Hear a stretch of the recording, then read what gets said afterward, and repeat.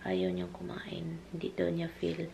Palagi ko siyang chine-check. Good morning, Philippines!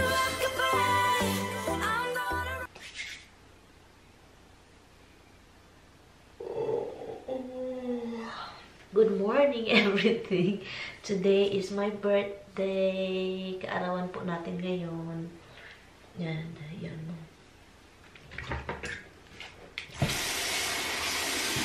It's not, the day, itong araw is ano, hold on.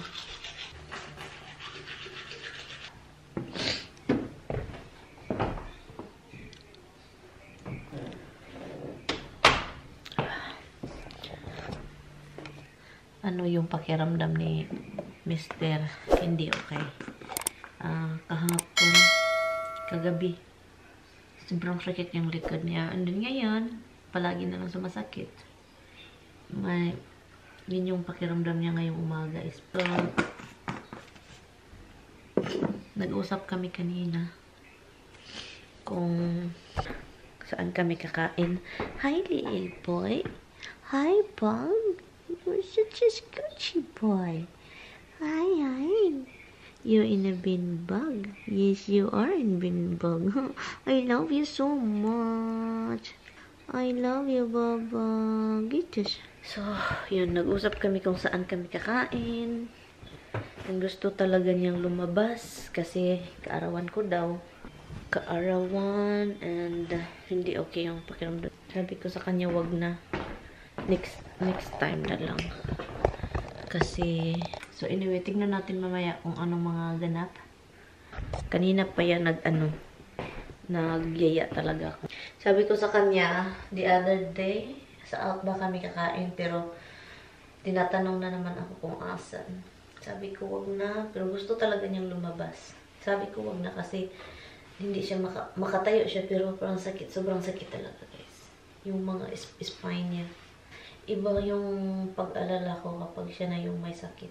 Yung pakiramdam na, ay, sana ako na lang yung nagkasakit. Hindi na siya yung ganun. Yung, ibigay mo na lang yun sa akin yung sakit mo. Ito pa rin tayo, guys. Wala pa rin ano. So, yun, nandun si Tami sa labas. Hindi pa rin, mahirap pa rin siya tumayo. Sakit sa likod.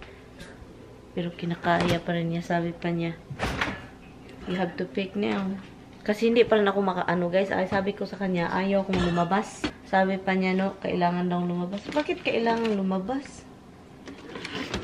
Kainin lang natin itong salmon bago masira. So, let's see kung anong kakainin niya. Hindi siya kumakain ng breakfast. Ito yung birthday ko. Nag-alala sa kanya kung anong... Ay. So, hindi siya kumakain ng breakfast. Ayaw daw niya kasi hindi niya feel. Hindi siya nag-coffee. Yun, higa siya na higa. And then lumabas. Nagpainit.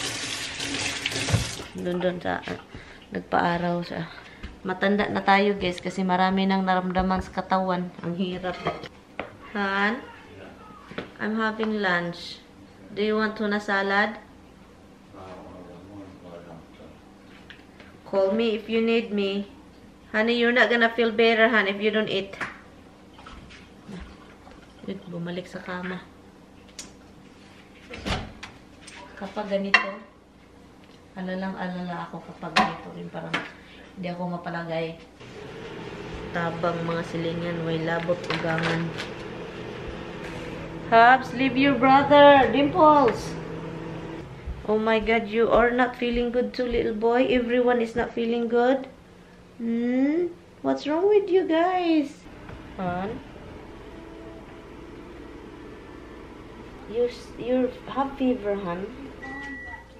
So what is this? You're not eating is not good, hon. Can you want me to close this? Huh?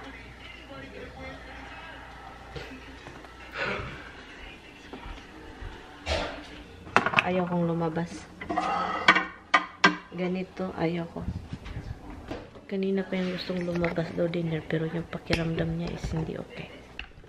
Ay, parang nagka-ano si Tami, may sakit. Likod, hindi lang yung likod niya, ano din.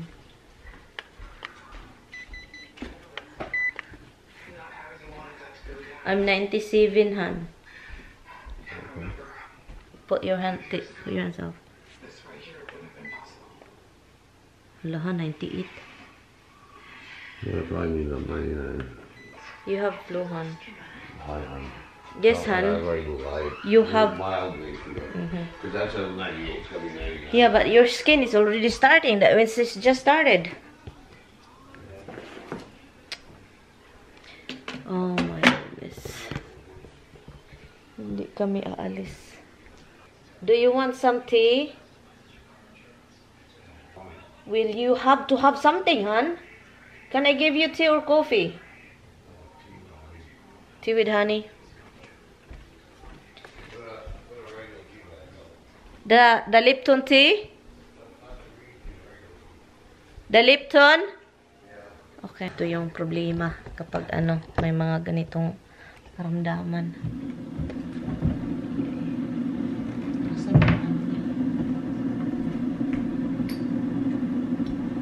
So, yun guys, cancel yung natin. Sabi ko sa kanya, next time na lang pag okay na. Kasi gusto talaga niyang lumabas. Pero sabi ko, wag na lang talaga kasi ay nako. So, next time na lang kapag talagang okay na siya. Naghanap pa talaga siya online. Pinakita ako yung mga crab na Sabi pa niya, wag daw akong mag-alala. Wala. Ano nang naramdaman mo? Kahit anik-anik na nang naramdaman mo. Maligo din ako guys para maging okay yung pakiramdam ko. Kasi mas tumaas din yung 98, 97. So yun. Para maging okay din yung pakiramdam ko. Hindi na ako magluluto kasi ito na lang mga leftover kainin namin. Pasensya na guys ha. Walang kaganap-ganap. Inano ko lang, binantayan ko lang si Tami sa Ay guys. Ang daming nagsasabi na mahirap talaga guys kapag yung mga ganito, season flu. Usually, every year ako na magkasakit. Pero thank goodness, hindi ako kahit hilanat man lang sa Bisaya ba, hilanat. Kahit man lang, konti, wala. Honey with tea. He doesn't like to put lemon here. I do like putting lemon in my tea. Okay lang naman sa akin yung kaarawan na parang wala. Okay sa akin kasi sanay naman ako. Pero hindi ako sanay na magkasakit to asawa ko. Kasi mas gusto ko pang okay siya din, higa-higa lang kami dito. Nakakabahala ng mga ganitong mga makaramdaman sa panahon ito. Nakakabahala. Bigyan natin siya ng ito, mga pang guys. Han, here baby. It's hot, okay? What are you looking at? The menu items on the Han, I told you. I'm serious. We're not going anywhere and I want you to just stay. We're doing it when you are so okay. That's what we get from visiting people. Yeah.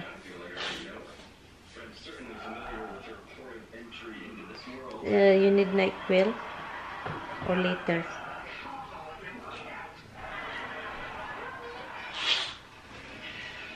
People get colds all the time. Roxy, you cannot have daddy's It just thing, happens. okay? That's what it is. Everybody says, oh my God, look now I throw. And you have... It happens. People get the flu, people get a cold. It happens. I know, but my God, when you're hot, Yeah, well, that's- you need water, okay?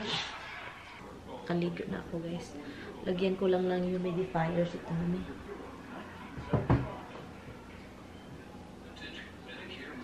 Maglagay sana ako ng humidifier. Sayang naman ito, uy. Na yung nag-crack yung nag-crack ang dito, oh. Kita ninyo? May crack. I think it's okay lang ito lagyan ng tape. Kasi sayang, maganda yung humidifier na yan. Lagyan ko sana si Tami doon sa bedroom. Kasi, hindi sobrang dry yung hangin. Pero guys, sira man. So ngayon, anuhin ko na lang ito. Hintayin ko na lang na ma-okay si Tami. And then, palagyan ko siya palagyan natin ng Nag-crack, nahulog ata ito.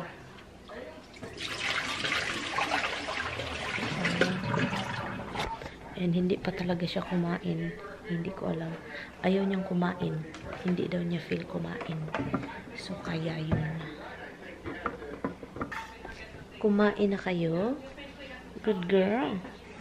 Kumain na sila. Hi guys, 10 o'clock na guys. Dito lang ako matutulog sa office ni Tabi. Dito sa couch kasi para makapag-ano siya. Para malaki yung space niya guys. And yun. So dito ako matulog. Si Roxy ba? Confused kung asa siya matulog dito sa akin or kay dada niya. Para naman malaki yung space ni Tami doon kasi ano siya yung parang gumagalaw-galaw. So yun, pero hindi siya kumain guys. Ayaw niyang kumain. Hindi daw niya feel. Palagi ko siyang sine-check. Ayaw talaga niya. Pinainom ko siya ng tubig para maging okay. So yun, ito yung kaarawan natin guys. And then nafe-feel ano siya, nasasad siya kasi nang dahil daw sa naramdaman niya. Nang dahil daw sa naramdaman niya, yun yung birthday ko is ano, parang walang nangyari. Kailangan gusto niya talaga umalis pero sabi ko wag na kasi hindi siya okay. So yun, dito lang muna natin natin yung vlog.